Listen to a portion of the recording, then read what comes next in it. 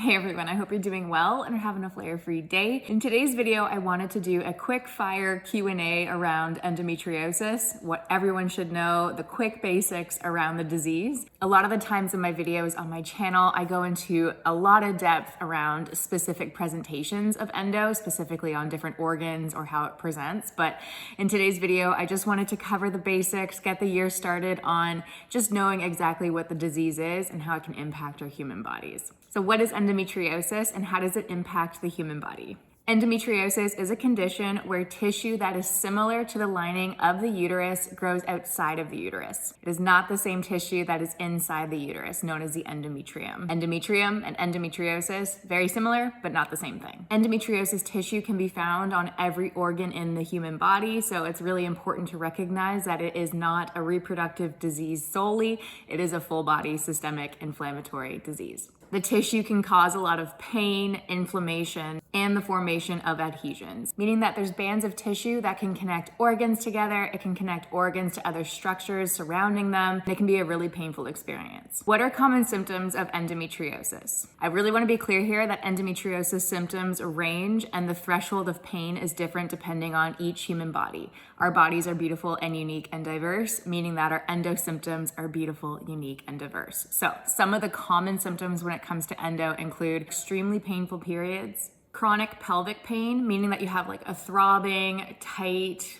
barbed wire sensation outside of the time of your period, pain during intercourse or sex. That pain can linger after sex and intercourse as well. Fertility issues, leg pain, brain fog, fatigue. I really want to be clear too that symptoms range and the threshold of pain is different for everybody. So I might have excruciatingly painful periods where you might have endometriosis as well and not have any pain whatsoever, but experience infertility. Each symptom ranges for each person. So definitely want to be clear that if you're not having certain symptoms and you have endo, doesn't mean it's right or wrong. It just means that the symptoms present in a unique way for you. Who does endometriosis impact? Endometriosis does not discriminate based on age, race, or ethnicity. You can be a teenager or you can be inside of menopause and still experience lingering pains associated with endometriosis. So just keep that in mind, that background, race, and ethnicity, religion, age does not matter. How common is endometriosis? Around the world, again, research is still ongoing, but approximately 1 in 10 individuals around the world have endometriosis. Australia, I know, has a statistic that says 1 in 9. The more funding, awareness, and research that we get going for endo, I feel like the more likely we are to figure out that more people are probably suffering with endo than we originally think. How is endometriosis diagnosed? Now, this is an interesting one. So commonly the gold standard of diagnosing endometriosis is surgery. So seeing firsthand through the visual eye from an endometriosis specialist during surgery, the tissue and makeup during that procedure. Other ways to diagnose endometriosis or suspect endometriosis to be present include ultrasounds, pelvic examinations, history of pain, but oftentimes that laparoscopic surgery is used as a definitive diagnosis tool for endometriosis. More commonly now, ultrasounds and imaging techniques can pick up deeply infiltrating endometriosis, so meaning that ultrasounds can see the presentation of endo via that imaging that's less invasive. But I do want to be clear here that endometriosis can hide behind structures or cannot be as deeply infiltrating, but still be present in the body. So sometimes ultrasounds and imaging techniques can miss endo, but it doesn't mean that you don't have it. It just means that it's hard to see on imaging techniques. Can endometriosis impact fertility? Yes, endometriosis can impact someone's fertility. Endometriosis can cause scarring, inflammation, and structural changes that can impact the reproductive system. What treatment options are available for endometriosis? Now, this is a sticky one because it depends on you and your comfort level on how you want to treat the pain and discomfort when it comes to endo. Some individuals opt for pain medications in consultation with their doctor or general practitioner. I was put on a medication called Vizan. It was a progesterone dominant pill. It oftentimes works for some people, and for me, it just didn't work. It just kind of impacted my mental state, and that's recognizing what works and doesn't for your body. Again, everyone is unique and different, but sometimes medications need to be in line with what works for you and your body and your mind and your mental state. So for myself, I talked to my doctor and I went on a more natural path to addressing my pain management for endo. Another option for pain management or treatment of endo is often birth control control or hormone therapy. I do want to stress too that hormone therapy and birth control is a blanket pain management technique that doesn't necessarily get to the root of the issue, which is that endometriosis tissue, lesion, stroma, or adhesion is still present in the body. It's just kind of blanketed by that hormone therapy to kind of mask the symptoms and pain that's associated with that tissue still present. So oftentimes when we think of endo, we can think of it as a flower, or that's what I like to think. So you have your body, and sometimes with the endo tissue is present, it creates roots that are deeper than the surface or what we see. So with those roots present, the hormone therapy comes in and blankets that root or that scar tissue or adhesion and kind of just makes it feel better, and we kind of forget that it's there, but in reality it's still there and it's still present because the roots are still embedded. So oftentimes what people opt for is laparoscopic surgery or surgery to address that pain and that discomfort by removing the tissue and lesion and adhesion itself. By removing the lesion and adhesion, we kind of remove the root cause of that pain and discomfort. Surgical intervention to address endometriosis tissues, lesions, adhesions, and stroma are often opted for. The Canadian context where I live is that there is a long wait list for surgery. So it, again, is 2+ years because of the pandemic. It caused a lot of backlogs for waiting for surgery. So hormone therapy is often used to kind of hold off the pain until surgery is at your front door. Also, surgery is a huge undertaking and something that needs to be thought of clearly, and oftentimes a pro and con list is often needed.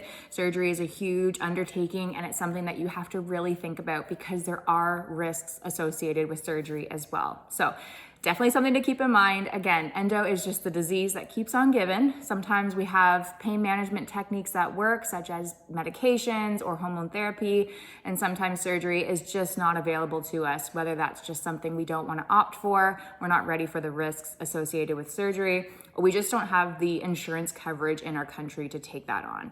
Everyone's story is unique and everyone's body is beautiful and unique. So you have to do what works best for you, and don't let anyone make you feel less than or make you feel like you should do another option, because it's your body and you have to live with the decisions that you make. Other natural routes to help with the management and treatment of endo include heat therapy, warm baths, water and hydration are also a great treatment technique that is natural to help alleviate some cramping that can be associated with dehydration. And stretching can also be a great way to kind of manage the pain that is associated with endo. Again, I'd be curious to hear down below what you do for the treatment of your endo, if you've opted for certain medications in line with your doctor's recommendation, or any natural techniques that you've taken on, such as changing your nutritional outlet, heat therapy, things like that. I'd love to hear down below. Can lifestyle changes help manage endometriosis pain? The short answer is yes in some cases, but again, it has to fit with your puzzle piece of life.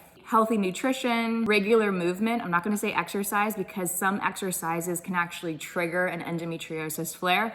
So even just moving your body slowly and gently with stretching or taking a walk every day with your pet is something that can be used to manage pain with endo. Stress management is also a great way to manage endometriosis pain. Stress can also increase the intensity of endometriosis flares. From personal experience as a workaholic, definitely stress management techniques can help alleviate some pain associated with endo. Adequate sleep can also help manage our symptoms. How can you cope with the emotional impacts of endometriosis? Again, everyone's experience with endo is different. Everyone's experience with the diagnosis aspect is different. When I was first diagnosed, it was extremely emotional. I felt alone and isolated, and I just didn't have answers.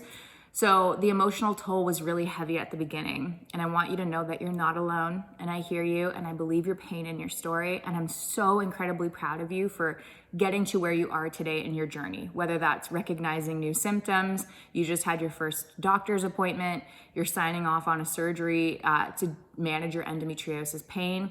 Wherever you are, just know that I am so incredibly proud of you. But some ways to help manage the emotional toll of endometriosis include therapy, so talking to someone outside of your circle to kind of have a third-party view of what's going on, seeking support from friends and family, joining support groups both in person and virtually. In Canada, we have the Endometriosis Network of Canada that hosts virtual monthly get-togethers, so you can talk with fellow endo warriors across the country. I know that other countries have virtual support groups as well that are really helpful and can make you feel less alone. And as well, incorporating stress reducing techniques in your life, whether that's creative outlets like painting or drawing, taking a bath, taking a walk, whatever it is, just reducing that stress can really be helpful in managing the emotional toll that comes with endo. Can endometriosis be cured, or is it a lifelong condition? Okay, this is a bit of a sticky one. So research right now says that endometriosis cannot be cured. It is a lifelong condition or disease that individuals live with. There's ways to manage the pain associated with endo, like the ones I've talked about. But oftentimes people who have surgical intervention and the actual tissue of endo is excised or removed, they do experience a life afterwards where they don't experience pain or discomfort associated with what they deem as endometriosis pain. I do want to stress though that they may have presentations of endo throughout the rest of their body that isn't causing pain or discomfort or flares. Doesn't necessarily mean that it's not still present in the body. And after surgery, some individuals do have recurrence of endometriosis growth. So it doesn't necessarily mean that surgery will cure endo. It just means that it can help provide pain management tools that can alleviate some of that pain in the short or long term, depending on the procedure that's conducted. Some individuals take a non-surgical route and have nutritional plans or daily routines that they feel like they don't have any pain associated with endo. But again, it doesn't necessarily cure the disease if it's still present in the body. Just means that they've provided a pain management routine that works for them in their body. So it's kind of a sticky question because some individuals say that they cured endo through different techniques that they've done, but going on scientific research right now, from what I've seen, and I'd love to hear down below if you found different, but there is no definitive cure for endometriosis. Can you still have a healthy pregnancy when it comes to endometriosis? I can speak from personal experience, but again, my own personal experience. I have a 1-year-old daughter now. I had a healthy baby and a healthy delivery, but the pregnancy process was really traumatic and there was a lot of complications. I may be a one-off from this. I know individuals with endo have beautiful journeys while pregnant and have a healthy baby, but my experience was different. Some individuals with endo that do become pregnant may need additional support medical team-wise to kind of make sure that everything is a-okay. If you'd love to hear a little bit more about the beginning of my pregnancy journey where I dive into the depths of pain and discomfort, feel free to check it out below because I'll post it down there. Can endometriosis develop after menopause? While endometriosis typically improves following menopause because of hormonal changes, it is possible for symptoms to continue or pain and discomfort to continue while in menopause. How can someone advocate for themselves when it comes to endometriosis diagnosis? Keeping a medical journal of symptoms and pains and discomfort that you feel, keep that consistent and bring it to your doctor to talk about. Research the condition, seek a second opinion if necessary, or if you're not feeling like you're believed for the pain and discomfort that you experience by your current doctor. Are there alternative therapies or different approaches when it comes to pain management for endo? Yeah, some people explore acupuncture, yoga, or herbal supplements. Does endometriosis always cause pain, or can you be asymptomatic, meaning that you have zero symptoms whatsoever? Endometriosis can range from mild to severe, and some individuals can have no pain whatsoever, and some individuals can have excruciating pain that debilitates them and makes them feel like they can't do anything that they want to do in the day. So yes, the answer is people can have symptoms and people can have no symptoms related to endometriosis. What should someone do if they suspect that they have endometriosis? It's crucial to talk to your healthcare professional or doctor that believes your pain and your story, and keep a record of your symptoms. Be prepared to discuss your medical history and be prepared for pelvic examinations and ultrasounds to investigate if there are things that are causing this pain and discomfort that is outside of endometriosis. Oftentimes, doctors and the medical system wants to rule out other things that have similar symptoms before diving into endo specifically. Advocate for further evaluation if needed, okay? So if you're feeling like you're not being believed, again, seek out a second opinion. So with that, I hope this quick Q&A has been helpful, and I'd love to hear down below any comments associated with the Q&A here and anything you'd like to share that would help somebody else in their journey to advocate for answers. With that, I cannot wait to talk to you on the next one, and in the meantime, keep putting one foot in front of the other. I'll talk to you then. Bye.